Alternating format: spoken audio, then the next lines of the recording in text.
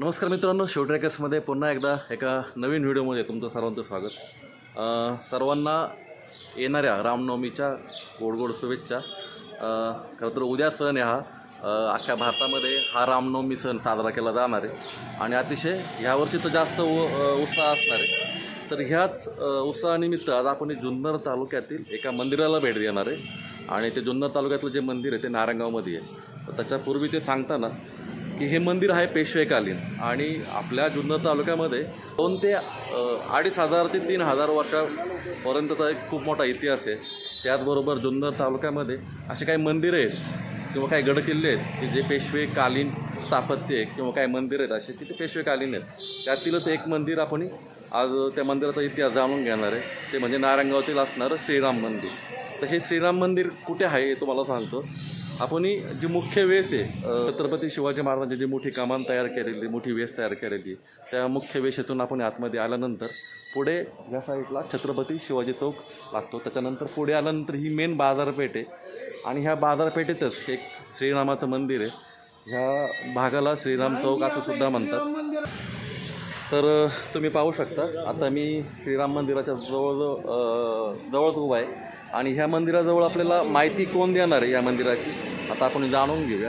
जे समोर कोण व्यक्ती आहे, कारण आपला फोन झालेला आहे आणि या मंदिराबद्दल माहिती घेऊया आणि बघूया ह्या मंदिराचा काय इतिहास येतो। तर आपण ह्या थोड्याच वेळाने ह्या व्हिडिओमध्ये आपण कंटिन्यू करूया। आता आपल्याबरोबर श्री उमेश अवचट आहेत। ह्या मंदिराविषयी, राम मंदिराविषयी आपल्याला जे नारायणगावातील पेशवेकालीन राम मंदिर आहे याच्याबद्दल हे आपल्याला माहिती थोडक्यात सांगणार आहे, ते आपण ऐकूया, बघूया ते काय माहिती सांगतात आपल्याला। नमस्कार सर। नमस्कार, जय श्रीराम। जय श्रीराम। मला ह्या मंदिराविषयी, जे आता आपण नारायणगावमध्ये पेशवेकालीन एक मंदिर आहे श्रीरामाचं, हे पहिल्यांदा हे लाकडी होतं, मातीचं होतं, आता थोडंसं याचं स्वरूप बदललं आहे किंवा मध्ये पडझड झाली असेल, त्या कारणामुळे त्याचं जीर्णोद्धार झाला असेल। मला ह्या पेशवेकालीन मंदिराविषयी, इथल्या श्रीरामाच्या मूर्तीविषयी किंवा इथला काय इतिहास आहे तो तुम्ही सांगू शकता का? नमस्कार, मी माझी ओळख देतो आधी तुम्हाला। मी Subedar major honorary lieutenant retired Umesh Pandurang Awachat. गेली 4 वर्ष मी ह्या मंदिरात व्यवस्थापक म्हणून काम पाहतोय। इथलचा ब्राह्मण संघ जो आहे त्याच्याकडे हे मंदिर व्यवस्थापनासाठी आहे आणि त्याचा मी अध्यक्ष आहे आणि त्या नात्याने इथलचं व्यवस्थापन। सर्वप्रथम मी तुमचं या मंदिरामध्ये स्वागत करतो।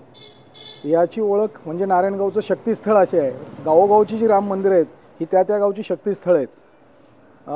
हे जे मंदिर आहे हे खूप पुरातन मंदिर आहे, 1753 साली बांधलेलं। याचं जीर्णोद्धार आम्ही मध्यंतरी एक 10-12 वर्षापूर्वी सभागृहाचा करून घेतला आणि 2022मध्ये एप्रिल महिन्यामध्ये आपण आतल्या गाभाऱ्याचा जीर्णोद्धार केला। त्याची अत्यंतिक गरज होती आणि तेव्हापासून आपण विविध प्रकारचे कार्यक्रम इथं घेतो। पूर्वी इथं हा जो सभामंडप दिसतोय हा लाकडी बांधकामातला होता। आपण सगळ्यांनीच अशी मंदिरं गावोगावी पाहिली असतील की ज्यांचे सभामंडप लाकडी वस्तूंचे आहेत। आपण इथं शेजारी उंब्रज म्हणून गाव आहे, तिथं महालक्ष्मी देवीचं प्राचीन मंदिर जर पाहिलं तर ते अजूनही लाकडी बांधकामात आहे। कधी तुम्ही नवीन मंदिरात गेला तर ते सिमेंटचं आहे, पण बाकी सगळं जुनं मंदिर लाकडी आहे। तसंच नारायणगावमध्ये आपण ह्या मंदिराच्या बरोबर बॅक साईडला पण काही पुरातन मंदिर आपल्याला आढळतात। हां, ह्या मागं पण पुरातन मंदिर आहे। आता मागं हनुमंताचं मंदिर आहे, माझ्या अंदाजाने ते एक 100-125 वर्षापूर्वीचं असेल, 150 वर्षापूर्वीचं असेल। तिथं सुद्धा तुम्हाला तो प्रकार पाहायला मिळेल की दगडी बांधकाम आणि लाकडी मंडप बाजूनी। इथं भागेश्वराचं मंदिर आहे, ते तुम्ही पाहू शकता। ती मंदिर साधारण 100-125 वर्षापूर्वीची आहे। इथं एक महादेवाचं मंदिर आहे, ते जवळजवळ 350 वर्ष जुनं आहे। बरोबर। ते शुक्लेश्वर पाठक महादेव मंदिर या नावाने प्रसिद्ध आहे। तिथं सुद्धा तुम्ही नक्की कधीतरी व्हिजिट करा। बरोबर। आपण आता ह्या मंदिराविषयी माहिती घेऊया। आपण हळूहळू आत जायचं का? हो, चालेल या। आता आपण मंदिराच्या आतमध्ये जाऊया आणि मंदिरामध्ये आतमध्ये गेल्यानंतर एक फोटो आहे, तो जुना मंदिर कसं होतं ते आपल्याला या ठिकाणी पाहायला भेटेल।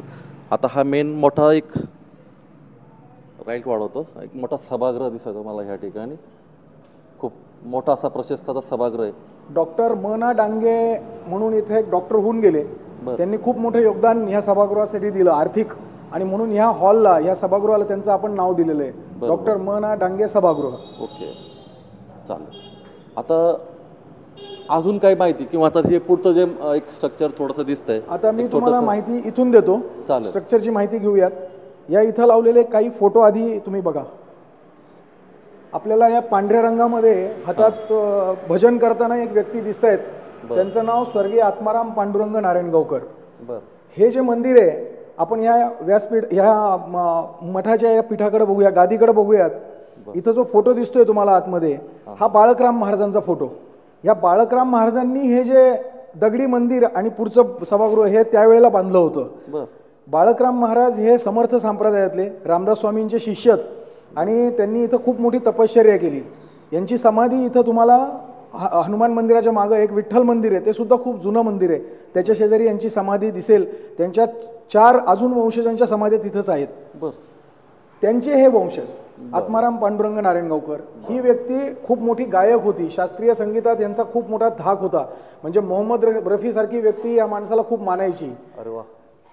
त्यांनी बरेच वर्ष म्हणजे मागच्या 40 वर्षापर्यंत ते इथे येऊन मुंबईहून आपल्या व्यस्त कामातनं वेळ काढून राम मंदिरात ते यायचे आणि रामनवमी साजरी करायचे. त्यावेळेला आम्ही लहान लहान होतो, 4थी 5वीत असू. ते सगळ्या मुलांना इथं बोलवायचे, त्यांना रामरक्षा शिकवायचे, त्यांच्यावर विविध प्रकारचे संस्कार करायचे. आणि ते त्यांनी खूप वर्ष चालू ठेवलं होतं. पण शरीर थकलं, वयोमानाप्रमाणे त्यांना येता येणं शक्य झालं नाही. आणि त्यानंतर इथं कसं होणार, ह्या मंदिराकडे कोण बघणार, हा प्रश्न उभा राहिला. त्यावेळेला पुढे आले ते डॉक्टर म.ना. डांगे. हा मधला फोटो त्यांचा आहे. डॉक्टर म.ना. डांगे अतिशय शांत आणि अतिशय चांगलं व्यक्तिमत्व, सभ्य व्यक्ती, गावातलं, अडीअडचणीत प्रत्येकाला धावून जाणारं. हे त्यावेळेला ब्राह्मण संघ नारायणगावचे अध्यक्ष होते. आणि मग त्यांनी पुढाकार घेतला की तुम्ही हे मंदिर ब्राह्मण संघाला दान देता का, आम्ही याची व्यवस्था ठेवू पुढे. आणि त्यांनाही हायसं वाटलं की चला ह्या मंदिराकडे पाहणाऱ्या काही व्यक्ती इथं आहेत, एक समाज उभा राहिला. आणि मग त्यांनी हे मंदिर ब्राह्मण संघाकडे दिलं. हा तिसरा जो फोटो आहे, हे ए.पी. नारायणगावकरांचे चुलत बंधू श्रीधर बुवा. हे अतिशय गरीब असा ब्राह्मण इथं राहायचे. स्वतः माधुकरी मागून ते सुद्धा रामनवमीमध्ये सहकार्य करायचे. तर अशी ही मंडळी होती. पुढे ह्या इथे कोपऱ्यात तुम्हाला फोटो दिसेल, तो शशिकांत मनोहर ठुसे. बरोबर. ही यांना आम्ही नामयोगीच म्हणतो. वर आपण त्या फोटोत तसं लिहिलंय. जवळजवळ 39 कोटी श्रीराम नामाचा जप त्यांनी गावाकडनं करून घेतला. बापरे. 13 कोटी त्यांचं स्वतःचं योगदान त्याच्यामध्ये आहे. आणि हे 50व्या वर्षी खूप मोठे इंडस्ट्रियल असून त्यांनी तो व्यवसाय सोडून दिला आणि हे वानप्रस्थ आश्रमात इथंच नारायणगावच्या शेजारी त्यांचं जमीन आहे, जिथं खूप मोठं जंगल आहे आजही, तिथं ते कुटीमध्ये राहायचे. आणि ह्या व्यक्तीचा मृत्यूही रामनाम घेता घेता झाला. हे अतिशय हे. आणि ह्या सगळ्यांच्या आशीर्वादाने आता पुढं आम्ही जेव्हा ब्राह्मण संघाने हे ताब्यात घेतलं, तर मग असं ठरलं की हे सभागृह ह्याच्या भिंती खूप खूप जाडजाड आहेत, इथं जागा कमी पडते, वरती चढायला माडी होती आणि ते सगळं असं खूप वेगळं आणि छान होतं ते. पण कालानुरूप आपल्याला बदलावं लागतं, ती जागा प्रशस्त व्हावी या हेतूने ही जी मंडळी पुढं आली. आता नेमकं हा बोर्ड मागं गेलेला आहे कपाट ठेवल्यामुळं. त्या मागं जी इथं मंडळी आली त्याच्यामध्ये आमचे जुने अध्यक्ष, माजी अध्यक्ष एकनाथ कुलकर्णी म्हणून, त्यांच्या कार्यकाळामध्ये त्यांनी खूप परिश्रमाने लोकांकडनं पैसे गोळा करून आणि हे साधारण 35-1 लाख रुपये खर्च करून हा सभामंडप बांधला. त्याच्यामध्ये डॉक्टर म.ना. डांगेंचं मी मगाशी सांगितलं तसं योगदान फार मोठं होतं, म्हणून आपण त्यांचं नाव घेतलं. आता मी आतल्या मंदिराबद्दल तुम्हाला माहिती देतो. आणि मला मंदिराचा एक तो जुना फोटो तुम्ही म्हटलं होतं मागाशी, तो दाखवा मला. हां, तो दाखवतो तुम्हाला. या या ठिकाणी थोड्याच वेळापूर्वी या ठिकाणी एक अभिषेक होणार आहे. 4 वर्षापूर्वी जेव्हा मी अध्यक्ष झालो तेव्हा आम्हाला असं वाटलं की आपल्या जुन्या मंदिराची आठवण आपण सांभाळून ठेवली पाहिजे. आणि मग त्या उद्देशाने हे जे मगाशी सांगितल्याप्रमाणे 12 एप्रिल 1753 साली जे निर्माण झालं होतं मंदिराचं, त्याचा फोटो आपण अजय पुरंदरे म्हणून आमचे एक मित्र आहेत, त्यांनी हे स्केच काढून दिलेलं आहे हाताने. मस्त त्यांनी काढलेलं स्केच आहे. त्यांना आम्ही जुना फोटो दिला होता आणि ते आपण इथं लावलेलं आहे. पुढं ह्याची आतल्या ज्या मूर्ती होत्या त्यांची पण जरा अवस्था वाईट झाली होती. आम्हाला वाटत होतं की मूर्ती बदलाव्या लागतील की काय, पण जे मूर्तिकार इथं आले, जी मंडळी इथं आली, त्यांनी म्हटलं की ह्या खूप प्राचीन मूर्ती आहेत, ह्यांना बदलू नका, आपण ह्यालाच खूप चांगलं रूप देऊ. आणि म्हणून 2 एप्रिल 2022 रोजी आपण मंदिरात पुन्हा प्राण प्रतिष्ठा केली. ह्या मूर्ती काढल्या, त्या मूर्तींवर काही खर्च केला आपण, त्याला खूप छान परत बनवलं आणि मग आपण इथं पुन्हा धार्मिक कार्यक्रम 3 दिवस चालले. मूर्ती काढण्याचा कार्यक्रम, मूर्ती बसवण्याचा कार्यक्रम वगैरे, आणि मग ही मूर्तींची पुन्हा प्राणप्रतिष्ठा झाली. आता आपण वाट पाहतच होतो, आमचे सचिव आहेत हे संतोष वैद्य म्हणून, हे आता आलेले आहेत. आज त्यांच्या हस्तेच अभिषेक आहे आणि अभिषेकाचे तुम्हाला 2 मिनिटात सांगतो की रामनवमीमध्ये सकाळपासून विविध कार्यक्रम असतात. त्यातला अतिशय महत्त्वाचा आणि मुख्य कार्यक्रम रामनवमीमध्ये आपण इथं विविध कार्यक्रम घेतो जेणेकरून समाजाला काहीतरी मिळावं. आणि म्हणून सकाळी अभिषेक, दुपारी भजनांचा कार्यक्रम असतो. गावातल्या विविध भजनी मंडळातल्या महिला इथे येतात आणि त्या भजन करून आपली भजनरूपी सेवा आम्हाला अर्पण करतात. आणि संध्याकाळी आम्ही गेली 3 वर्ष नारदीय कीर्तनांचा सप्ताह आयोजित करतो आणि त्याच्यामध्ये विविध विषय आपण घेतो. एके वेळी आपण विषय घेतला होता 2 वर्षापूर्वीचं जे कीर्तन झालं होतं त्याच्यामध्ये वेगवेगळ्या समाजातले संत तुकाराम महाराज आपल्याला माहिती आहेत, संत एकनाथ महाराज माहिती आहेत, ज्ञानेश्वर महाराज माहिती आहेत, पण संत गोरोबा काका किती जणांना माहिती आहेत, संत सेना महाराज किती जणांना माहिती आहेत, त्यांची नीट माहिती आपल्याला नाही. संत रोहिदास आपल्याला किती जणांना माहिती आहेत, संत सावतामाळी किती जणांना माहिती आहे. यांची सुद्धा कार्य खूप मोठी होती आणि त्यांच्या कार्याला उजाळा मिळावा आणि म्हणून आपण त्यांच्या जीवनावर रोज एक कीर्तन आयोजित केलं होतं. असं 8 संतांवर त्यावेळेला कीर्तन झालं. सर्व कीर्तनकार महिला होत्या आणि ती अतिशय सुंदर झाली. गावाला ते खूप आवडलं आणि म्हणून परत त्याच्या पुढच्या वर्षी आपण महिला संतांवर कार्यक्रम केले. वेगवेगळ्या महिला संत वेण्णास्वामी असतील, संत सखुबाई असतील, अशा कान्होपात्रा असतील, अशा बहिणाबाई असतील, अशा 8 महिला संतांवर कीर्तन, त्यांची चरित्र, त्यांची कार्य आपण गावाला सांगितली. आणि त्या सगळ्याचा कळस यावर्षी होतोय. आपल्याला सगळ्यांना माहिती असेल की अफळेबुवा हे राष्ट्रीय कीर्तनकार आहेत. त्यांची कीर्तनं अतिशय प्रसिद्ध आहेत. त्यांचं गायन, त्यांचं अभिनय कीर्तनातला, त्यांचं सांगणं हे लोकांना खूप आवडतं. आणि म्हणून यावर्षी आपण छत्रपती शिवाजी महाराज हे लोकांना छानपैकी कळावेत म्हणून 3 कीर्तनं त्यांच्यावर ठेवली होती, महाराजांवर. त्याच्यानंतर छत्रपती संभाजी महाराज आपण बघू शकता इथं, त्याचे बॅनर्स पण आम्ही त्याच्यासाठी बनवलेले आहेत. मागं संभाजी महाराजांचा बॅनर आहे. आणि संभाजी महाराज, कालच संभाजी महाराजांवरचा 2रा भाग संपला आणि आज भारतीय सैन्य दलातला परमवीर चक्र विजेता सैन्य अधिकारी मेजर सोमनाथ शर्मा यावर कीर्तन आहेत. या सगळ्याचा उद्देश असा आहे की गावाला किंवा तरुणांना त्यातनं प्रेरणा मिळावी, लोकांना इतिहास आपला कळावा आणि हेच मंदिरांचं मुख्य कार्य असतं असं मला नेहमी वाटतं. ही मंदिरं शक्तिस्थळं झाली पाहिजेत, ही मंदिरं भक्तिस्थळं झाली पाहिजेत. आपण आज जाऊया. मला याच्याबद्दल माझी पाहिजे होती की आता मंदिरात आलोय, हे जे मेन स्ट्रक्चर आहे यातलं हे दगडी बांधकाम आहे तसंच आहे. हो, हे आहे तसंच. याच्याबद्दल काय थोडंसं माहिती आहे का, म्हणजे स्ट्रक्चर बद्दल काय तुम्हाला सांगता येईल का? हा गाभारा जो आहे हा खूप पूर्वीचा आहे. म्हणजे अगोदरच्या ज्यावेळचं मंदिर आहे हे त्यावेळचा हा गाभारा आहे. आणि याच्यामध्ये पुरातत्व खात्याने आपल्याला सांगितले की याच्यामध्ये तुम्ही काही फरक करू नका म्हणून आपण ते स्ट्रक्चर ठेवलेले. त्यावरती एक खिडकी आहे, त्या ठिकाणी बाळकराम महाराज हे त्यांच्या अनुष्ठान करण्यासाठी, जप करण्यासाठी, तप करण्यासाठी बसत असतात. या ठिकाणी 2 कोणाडे, या कोणाड्यांमध्ये ते पाय रोवून, हात रोवून ते उडी मारून तिथे जाऊन बसायचे. पूर्वेकडून त्यांच्याकडे ऊन यायचं आणि त्यामुळे तिथे प्रकाश पडायचा. तिथे 2 समया, एक चौरंग आणि पाठ हा पूर्वीपासून होता. आता तो आपण थोडासा बाजूला केलेला आहे आणि पूर्ण अशी व्यवस्थित खोली येते. त्या ठिकाणी ग्रंथसंपदा असायची आणि त्याचा अभ्यास ते करता असायचे. त्याच्यामध्ये थोडंसं असं भर घालतो की जेव्हा बाळकराम महाराजांनी इथं हे मंदिर बांधलं तेव्हा लगेच समोर सभागृह नव्हतं. त्यावेळेला हे मंदिर उघडं होतं, समोर रस्ता होता, समोर अगदी रस्ता होता. समोर एक छोटंसं हनुमानाचं मंदिर तिथं आहे, आता ते दिसत नाही, त्या ह्या खुर्च्यांच्या पलीकडे आहे. आणि अशा प्रकारे हे सगळं मोकळं मैदानच होतं. आणि त्यावेळेला बाळकराम महाराज तपश्चर्येला त्या खिडकीतनं आत जायचे. गाभाऱ्याच्या बरोबर वरती ते तपश्चर्येचं त्यांचं स्थळ होतं आणि खिडकीतून आत जायचे. हा, आता ती खिडकी कदाचित ह्या बांधकामाची ज्या थोडी छोटी झाली आहे, थोडी मोठी असेल आणि मग ते आत जायचे, तिथं तपश्चर्या करायचे आणि तिथं त्यांचं जे साहित्य, तुमचा पाठ असेल, त्यांचं समई असेल, चौरंग असं होतं. आणि मग उन्हाचा प्रकाश त्या खिडकीतनं डायरेक्ट आत पण जायचा. अशी ती व्यवस्था होती त्या काळची. प्रकाशाची वेगळी व्यवस्था नसायची. आणि मग पुढं ते मंदिराची माहिती आपण घेऊयात. आता आपण मंदिरामध्ये प्रवेश करूया.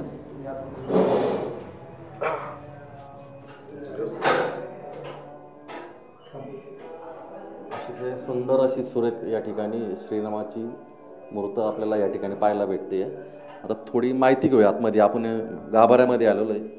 आता मला या मूर्तीविषयी किंवा या गाभाऱ्याविषयी काय तुम्हाला जी माहिती सांगता येईल ती सांगा. या गाभाऱ्यातल्या ज्या मूर्ती आहेत ह्या पूर्वीच्याच आहेत. पूर्वी मूर्ती थोड्याशा हे झालेल्या होत्या, झिजलेल्या होत्या. त्याचं काम आपण थोडं करून घेतलं, रंगकाम करून घेतलेलं आहे. आणि एकूण सगळं ढाचा जो आहे कोदंडधारी श्रीराम आहेत. त्यांच्या खांद्यावरती धनुष्य आहे आणि कोदंड आहे हातामध्ये. सीतामाई आहेत. सीतामाईंची धाटणी थोडीशी वेगळ्या स्वरूपाची मूर्ती आहे. त्या लक्ष्मणाची पण थोडी वेगळी आणि हनुमानाची मूर्ती आपल्याकडे बाहेर होती, पण ती आपण नंतर त्या आतमध्ये आणून बसवून त्याला रंगकाम करून परत ती स्थापित केलेली आहे. हे जे कळसाचं स्ट्रक्चर आहे हे पूर्वीचंच आहे आणि पूर्वीची जी मंदिरं होती श्रीरामांची त्या मंदिराची हे अशाच धाटणी असायच्या. बरोबर. आणि कळस त्याचा गाभरा आतला पूर्ण दगडी बांधकाम, पूर्ण दगडी बांधकाम आहे. आतमध्ये थंडावा आहे भरपूर. भर उन्हामध्ये सुद्धा आतमध्ये थंड वातावरण असतं आणि बाहेरच्या बाजूला एक चौक होता, त्या ठिकाणी गादीची स्थापना होती बाळकराम महाराजांची. या मूर्तींची माहिती यांनी दिली आणि गाभाऱ्याची माहिती दिली. पूर्वी बाळकराम महाराजांची गादी इथं होती, ती आता मगाशी दाखवलं त्या स्थानी आपण केलेली आहे, म्हणजे इथं थोडी मोकळी जागा आपल्याला मिळावी. हे सगळं जेव्हा आपण जीर्णोद्धाराचं काम केलं, याच्यामध्ये संपूर्ण नारायणगावचे गावकरी आमच्याबरोबर उभे होते. त्या प्रत्येकाने सहाय्य केलं आणि म्हणून हे इतकं सुंदर असं आपण मंदिराचा जीर्णोद्धार करू शकलो. आता आमच्या मनात काही गोष्टी आहेत, त्या ह्या व्हिडिओद्वारे आम्ही तुम्हाला सांगू इच्छितो. हे जे मंदिर आहे, या मंदिराला आर्थिक उत्पन्नाचं काही असं फार मोठं साधन नाही आहे आणि आपण जनसामान्यांमध्ये जाऊन सगळ्यांच्या मदतीने काही कार्यक्रम करत असतो. तरी पण हे मंदिर आर्थिकदृष्ट्या स्वावलंबी व्हावे म्हणून आपण एक योजना इथं करणार आहोत. त्यातनं 2 हेतू साध्य करायचे आहेत आपल्याला, की मंदिराला आर्थिक पाठबळ मिळावं आणि लोकांना मंदिराशी जोडलं जावं. लोकांनी सर्वसामान्यांनी इथं जोडलं जावं. तर आपण वर्षात काही हजार लोक इथं जोडणार आहोत. 1000 लोक आपण जोडणार आहोत. आता ते 1000 लोक कसं जोडायची, की जसं तुमचा वाढदिवस असतो, तुमचं घरातल्यांचा वाढदिवस असतो, मुलाबाळांचा वाढदिवस असतो, असा एक वाढदिवस वर्षातनं तो तुम्ही राम मंदिराच्या सान्निध्यात साजरा करायचा. म्हणजे त्या दिवशी काय करायचं, तर तुम्ही सकाळी यायचं, अभिषेक करायचा छानपैकी. जमलं तुम्हाला शक्य असेल तर दुपारी येऊन नैवेद्य दाखवायचा आणि शक्य असेल तर संध्याकाळी आरतीला सहकुटुंब सहपरिवार यायचं. आज आपल्या स्पेशली हिंदू धर्मातले आपण वाढदिवस वगैरे बघतो, विविध प्रकारे केक आणि एकमेकांच्या तोंडाला फसून ते करतात. आता त्याचं काय ते वेगळंच कल्चर तयार व्हायला लागलं. कल्चर रेस्टॉरंटमध्ये सगळं तुम्ही पार्टी आयोजित करतात, त्यापेक्षा मंदिरात यावं. आणि या सगळ्यांसाठी आपण 1000 रुपये वर्षाला त्या व्यक्तीकडनं घेणार. मग त्यातले 500 रुपये आपण रामनवमीसाठी खर्च करणार आणि उरलेले 500 रुपये जे आहेत ते अभिषेकाचं साहित्य, जो पुजारी किंवा जे पंडितजी सांगणार आहेत अभिषेक, त्यांची थोडीशी दक्षिणा त्याच्यातनं, अशा प्रकारे त्याचा उपयोग होणार. आणि त्यांनी 1000 हिंदू या राम मंदिराला कनेक्ट होणार आणि मग ती जी ताकद असणार राम मंदिराबरोबर, ती खरी ताकद आपली हळूहळू ती एक जागरूकता. फक्त राम मंदिरात राम असल्याने नाहीये, राम तेव्हा असतो जेव्हा तिथं भक्त असतात, तर तिथं राम असतो. नुसती आपण मूर्ती सजवली, आपण मंदिर सजवलं, त्यांनी काहीच होत नाही. तर आपण सगळ्यांनी एकत्र आलं पाहिजे. मी ते पुढे जाऊन असं म्हणेल, अयोध्येचं एवढं मोठं राम मंदिर झालंय, त्या राम मंदिराशी ही सगळी राम मंदिरं कनेक्ट व्हावीत. त्या मंदिरांनी ह्या मंदिरावर कंट्रोल ठेवावा, यांना आर्थिक पाठबळ सुद्धा द्यावं आणि चांगले संस्कारित कार्यक्रम लोकांसाठी राबवावेत आणि त्यातनं पुढची पिढी घडवावी. आज त्याची अत्यंतिक गरज आहे. त्यात एक भर घालतो. 1000 हा जो आहे फक्त संकल्प आहे, याच्या पुढे सुद्धा 1000, 2000, 5000 ते वाढत जाऊ शकते, संख्या वाढू शकते आणि वाढावी अशी श्रीरामांपुढे आम्ही प्रार्थना करतो. आता या ठिकाणी या मंदिराची जी देखभाल किंवा पूजा अर्चा रोजची ती कोण करतात? आता सध्या आपल्याकडं बाळासाहेब कुलकर्णी म्हणून आहेत जे पूजा अर्चा करतात.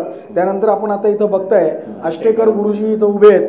आष्टेकर गुरुजींचं ह्या अभिषेकाच्या ज्या योजनेमध्ये आम्हाला खूप मोठं योगदान मिळणार आहे. बाळासाहेब कुलकर्णी रामाची पूजा अर्चा करतायत. आता काही दिवसांनी इथं आपण नाना जोशी म्हणून एक पुजारी येणार आहेत, कारण बाळासाहेब कुलकर्णी आता वयस्कर झालेले आहेत, त्यांना वयोमानानुसार थोडंसं थांबणं गरजेचं आहे आणि म्हणून आपण आता नाना जोशी म्हणून एक नवीन पुजारी आहेत, त्यांना इथं नियुक्त करणार आहे. उद्या रामनवमी आहे, तुम्हाला सगळ्यांना शुभेच्छाच. उद्याचं नियोजन कसं असणार रामनवमी? उद्या रामनवमी, उद्या आपले इथलचे माजी आमदार श्री अतुलजी बेनके यांच्या हस्ते, त्यांच्या पत्नीच्या हस्ते इथं रामाला अभिषेक होईल सकाळी. हा सकाळी साधारण 8:30 वाजता सुरू होईल, 9:30 पर्यंत अभिषेक संपेल आणि 10 वाजता रामजन्माचं कीर्तन असेल. उद्या कौस्तुभ परांजपे, हरिभक्त परायण कौस्तुभ परांजपे हे कीर्तन करणार आहेत, जे रामजन्माचं कीर्तन असेल.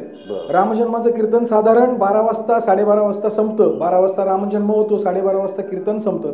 कीर्तन संपलं की इथं जे श्रीराम मित्र मंडळ आहे जे या चौकातली जी मुलं आहेत, तरुण मुलं, ही आम्हाला दरवर्षी खूप मदत करत असतात आणि ते दरवर्षी खिचडीचा प्रसाद सगळ्यांना वाटतात. कारण उद्या उपवास असतो बऱ्याच जणांना, त्यांचं खिचडी वाटप आहे, त्याच्यानंतर सरबताचं वाटप होईल आणि मग संध्याकाळी 4 वाजता रामाची पालखी निघते. इथून जी पालखी निघते ती बाळकराम महाराजांची जी समाधी आहे त्या समाधीकडे जाते, की जसं प्रभू भक्ताच्या भेटीला गेलेत तिथं बाळकराम महाराजांची आरती होती, रामाची आरती होती आणि मग पालखी येऊन मिरवणुकीच्या अग्रभागी उभी राहते. मिरवणुकीच्या अग्रभागी पालखी पुढं घोडा, त्याच्या पुढे एखादं लेझिमचं पथक जे पारंपरिक असतं आपलं ते, आणि काही लहान मुलं आहेत. इथं संस्कार वर्ग चालतो, रघुनंदन संस्कार वर्ग, त्या संस्कार वर्गाची मुलं त्यांचं परफॉर्मन्स करणार आहेत. आणि मग बजरंग दलाची काही झाकिया असतात, काही त्यांचे जे देखावे असतात ते त्या मिरवणुकीच्या मागं असतात आणि मिरवणूक जुन्नर रोडपासून सुरू होऊन गावाला प्रदक्षिणा घालून स्टँडवरनं पुन्हा पूर्ववेशीतनं आत येते आणि साधारण 9-9:30 वाजता मिरवणूक इथे येते आणि समारोप होतो. त्यानंतर महाआरती होती. यावेळेला आपले दरवर्षीच यावेळेलाच काय पोलीस प्रशासनावर ह्या गोष्टींचा खूप दबाव असतो, आपण हे बघतो आणि म्हणून आम्ही दरवर्षीची आरती ही पोलीस प्रशासनाच्या हस्ते घेतो. यावर्षी आपले API महादेव शेलार साहेब यांच्या हस्ते ती आरती होणार आहे. हे झाल्यानंतर दुसऱ्या दिवशी पारणं असतं. पारण्याच्या दिवशी इथं अन्नदान होतं, मंदिरासमोर महाप्रसाद होतो आणि मग तिथं जवळजवळ 1800 लोक आपण जेवायला येतात आणि ते तृप्त होऊन जातात. अशा प्रकारचा कार्यक्रम असतो. अतिशय खूप छान अशी माहिती तुम्ही या मंदिराविषयी दिलेली आहे आणि नक्कीच मी माहिती ऐकताना सुद्धा खूप छान वाटलं. धन्यवाद तुमचं सर्वांचा. जय श्रीराम. जय श्रीराम.